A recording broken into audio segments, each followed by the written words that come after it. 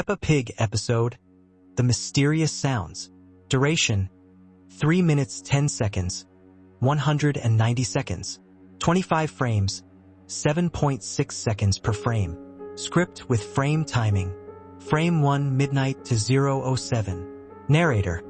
It's a lovely autumn evening at Peppa's house. The family is getting ready for bed. Frame 2, 0:08 to 0:15. Peppa.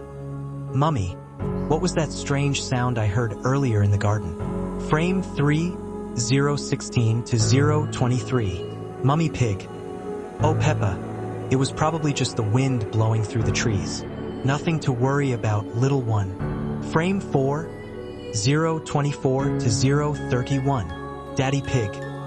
Yes, autumn nights can be quite noisy with all the leaves rustling about. Time for bed now. Frame 5, 0:32 to 0:39. Narrator. But as the family settles down for the night, Peppa hears the mysterious sound again from her bedroom window. Frame 6, 0:40 to 0:47. Peppa, George, did you hear that? It sounded like footsteps in our garden. Frame 7, 0:48 to 0:55.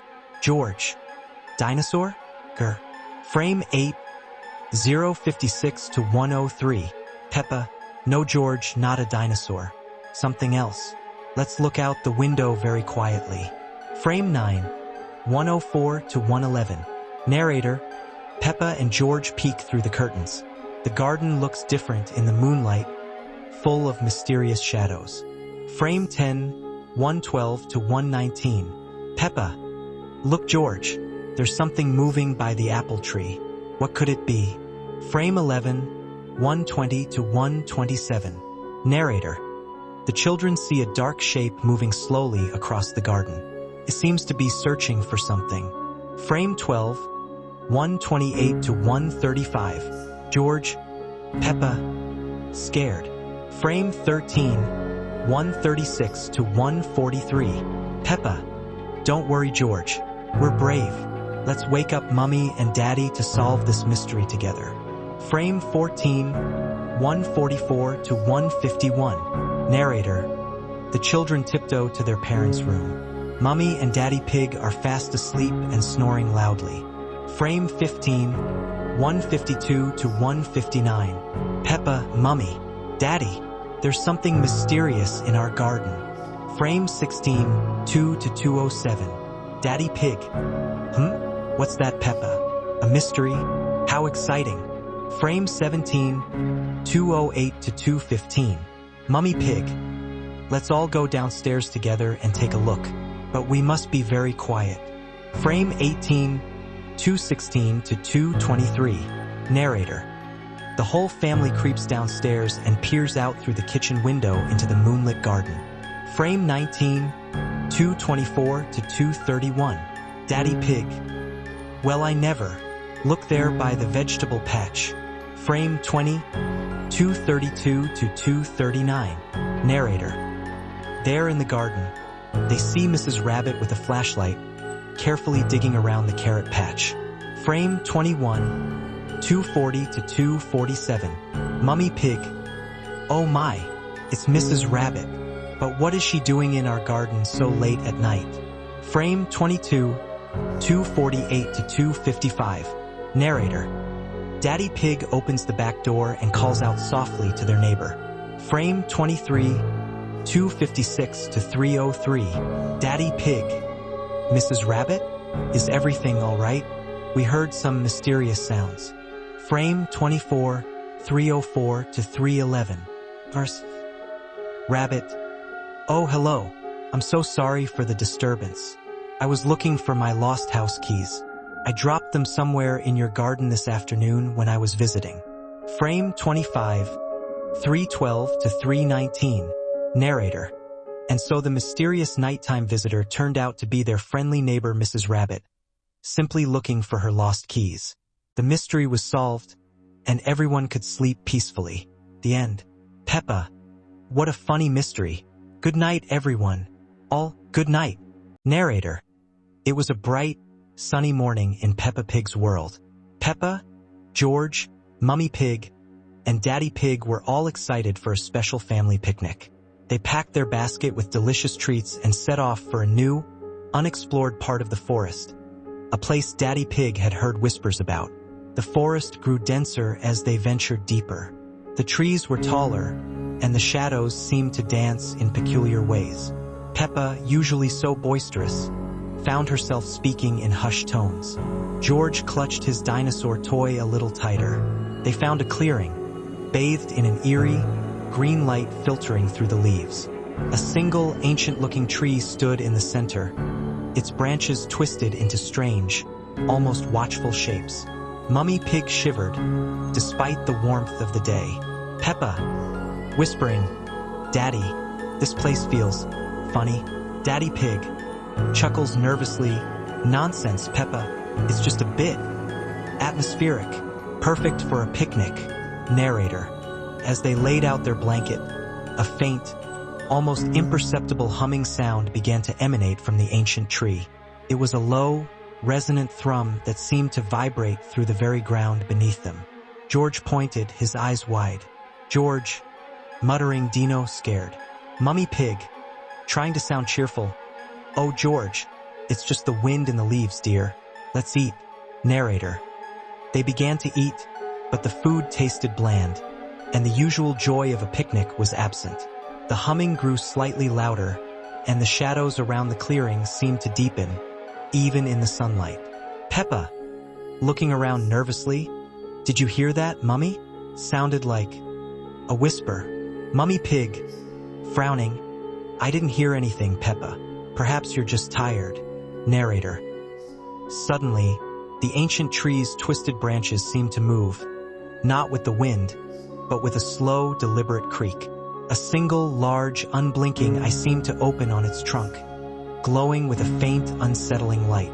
Daddy Pig, stammering, "WL, I think we've had enough picnic for one day.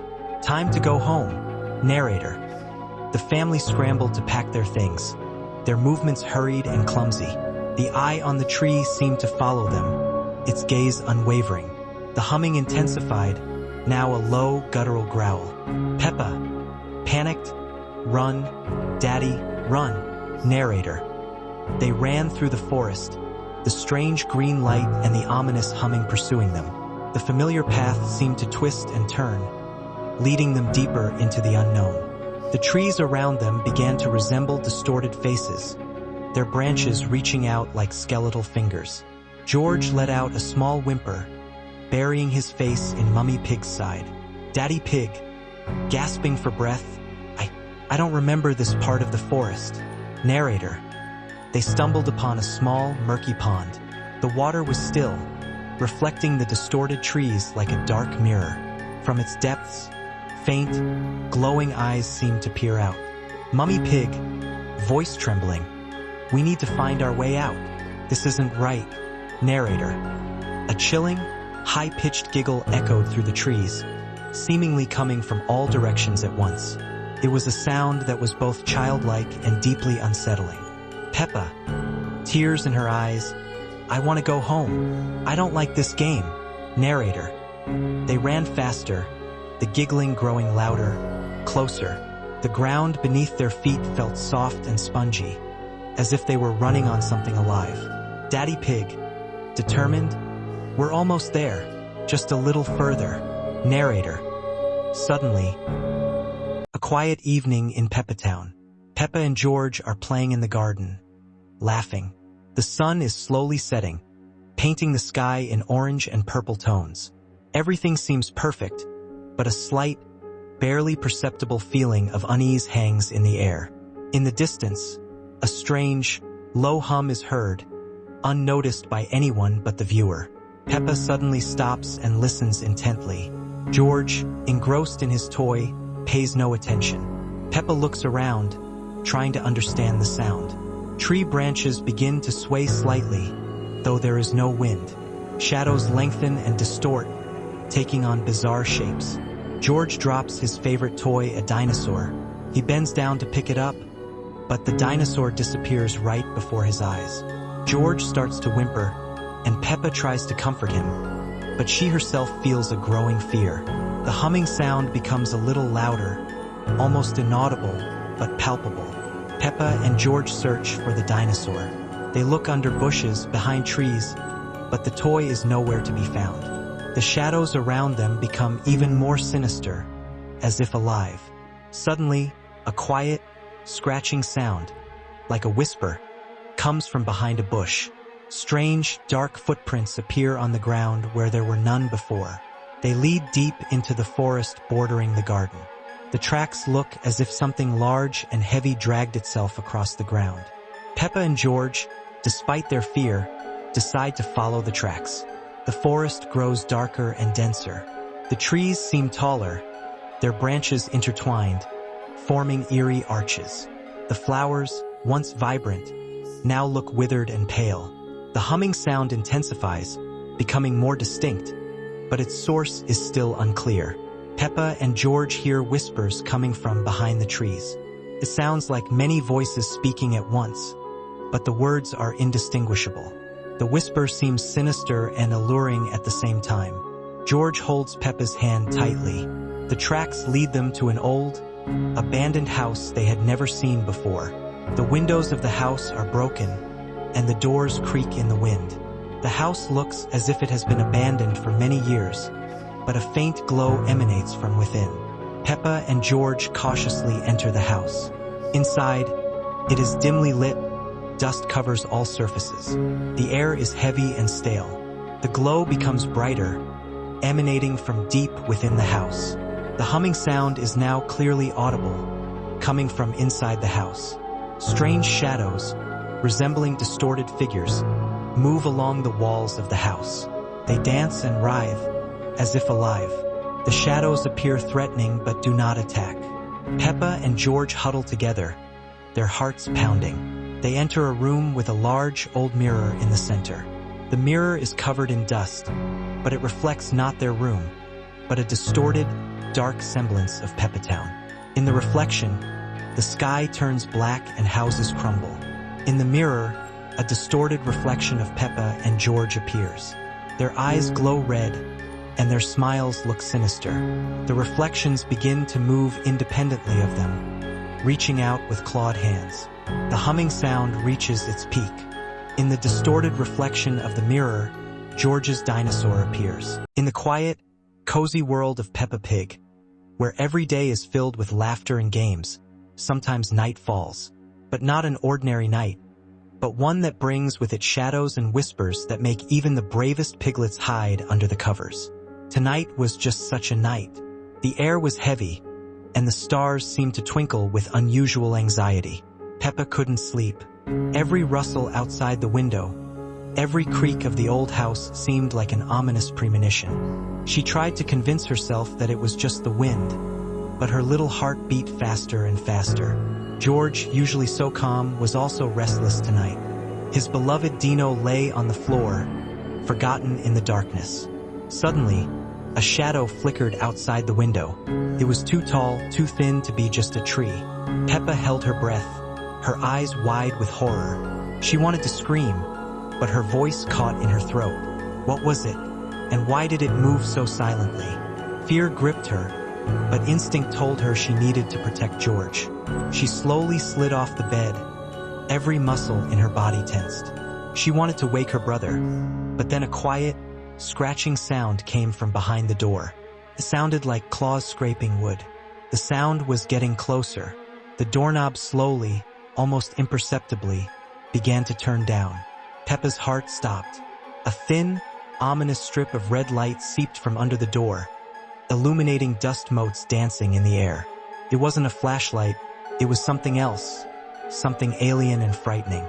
Peppa, trembling with fear, hid under the bed. She pressed herself against the cold wall, trying to make herself as small as possible. The red light under the door pulsed as if alive. George seemed to feel something in his sleep. His breathing became uneven, and his little hands clenched into fists. The door creaked open. The corridor was plunged into pitch darkness, but in it burned two red eyes. They were like embers glowing in the night. The creature to whom they belonged was invisible, but its presence was palpable, heavy, oppressive. The air in the room grew colder. The red eyes slowly glided around the room, exploring every corner. Peppa, holding her breath, prayed that she wouldn't be noticed. One of the eyes stopped directly above George's bed. The creature seemed to be studying the sleeping piglet, and this was the most terrifying moment for Peppa. George slowly opened his eyes. His gaze fell upon two red lights hanging directly above him. The little piglet let out a piercing scream, filled with pure horror. His cry echoed through the room, breaking the dead silence of the night. George's scream awakened something more than fear in Peppa. It was determination. She sprang from under the bed, her little legs carrying her to her brother. The red eyes seemed to retreat, disappearing into the shadows, but their presence was still felt. Peppa hugged George tightly, trying to calm his trembling body. The door was closed, the red light was gone. An ominous silence fell over the room. Scary Peppa Pig episode that never made it on TV. It was a quiet evening at the Pig family house when something extraordinary happened. Peppa and George were playing in their room when they discovered an old, dusty mirror hidden behind the wardrobe.